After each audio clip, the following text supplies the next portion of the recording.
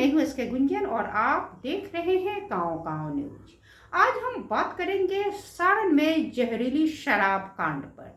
आपको बता दें कि विगत 15 अक्टूबर की रात में सारण के मसरख थाना अंतर्गत इब्राहिमपुर गांव में 3 भाइयों ने मछली पार्टी की और इस दौरान तीनों ने शराब का सेवन भी किया। शराब के सेवन करने के बाद तीनों भाइयों की तबीयत बिगड़ने लगी और इस दौरान एक भाई इस्लामुद्दीन की मौत हो गई। भाई के मौत के बाद शेष 2 भाइयों ने, जो कि बीमार थे, उन्होंने परिवार वालों को बताया कि रात को उन्होंने शराब का सेवन किया था। इसके बाद आनन फानन में घर वालों ने दोनों बीमार भाइयों को छपरा सदर अस्पताल में भर्ती कराया और इसके बाद डॉक्टर ने उनकी हालत गंभीर बताते हुए पटना पीएमसीएच में रेफर कर दिया। पटना पीएमसीएच ले जाने के दौरान रास्ते में ही एक और भाई शमशाद की मौत हो गई। इसके साथ ही इस कांड में अन्य 3 लोगों की भी मौत हो चुकी है और कुल मिलाकर इस घटना में 5 लोगों की मौत हो चुकी है। आपको बता दें कि आज सारण जिलाधिकारी अमन समीर और सारण पुलिस कप्तान डॉक्टर कुमार आशीष ने संयुक्त रूप से प्रेस कॉन्फ्रेंस करके मामले के संदर्भ में जानकारी प्रेस और मीडिया के लोगों के साथ साझा की।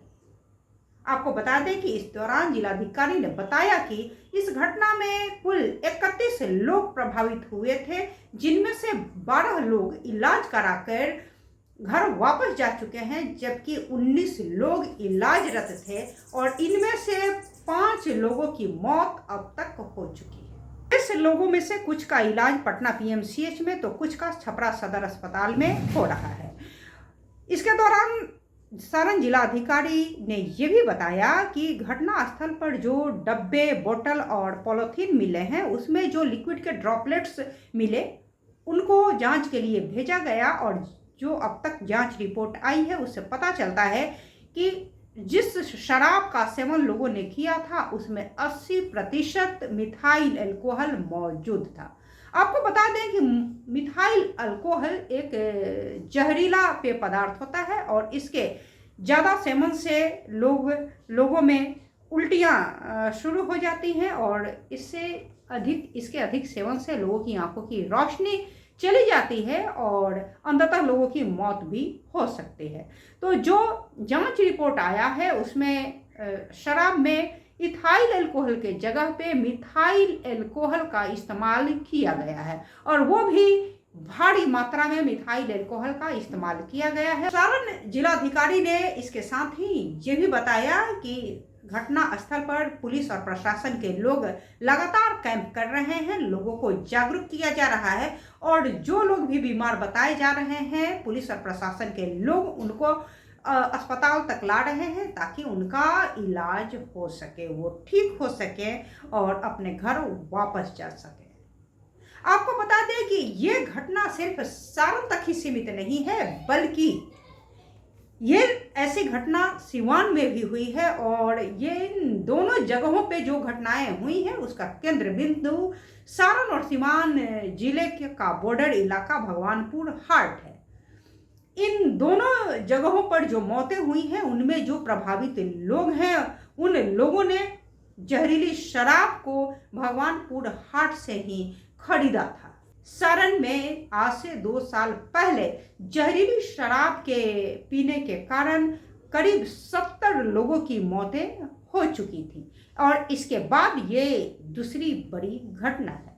सारण और सिवान दोनों जिलों की बात करें तो बिहार के डीजीपी के अनुसार अब तक 25 मौतें हो चुकी हैं, 20 मौत सिवान में जबकि 5 मौतें सारण जिले में हुई हैं। सारण के मसरख थाना अंतर्गत जहरीली शराब के कारण जिन लोगों की मौत हुई है उसमें इस्लामुद्दीन, शमशाद, शंभू नारायण सिंह और धर्मेंद्र राम शामिल हैं, जो कि मसरख थाना क्षेत्र के इब्राहिमपुर गांव के रहने वाले बताए गए हैं। पांचवा व्यक्ति है प्रदीप शाह, जिसकी मौत शराब पीने के कारण हुई है और ये मसरख थाना क्षेत्र के पिलखी गांव का रहने वाला बताया जा रहा है। तो अब तक इन 5 लोगों की मौत हो चुकी है, बाकी सबका इलाज चल रहा है। और इसके साथ ही सारण जिलाधिकारी ने प्रेस कॉन्फ्रेंस के दौरान बताया कि प्रशासन और पुलिस की टीम लगातार ऐसी घटनाओं को रोकने में लगी हुई है। लेकिन आपको बता दें कि इस घटना का जो केंद्र बिंदु है भगवानपुर हाट, वो एनएच के दोनों तरफ बसा हुआ इलाका है और इस एनएच से सिवान से होते हुए सारण के रास्ते कई जगहों पर नॉर्थ ईस्ट के कई राज्यों में मिथाइल एल्कोहल को पहुंचाया जाता है। टैंकरों के माध्यम से मिथाइल एल्कोहल को इन राज्यों के इंडस्ट्री तक ले जाया जाता है।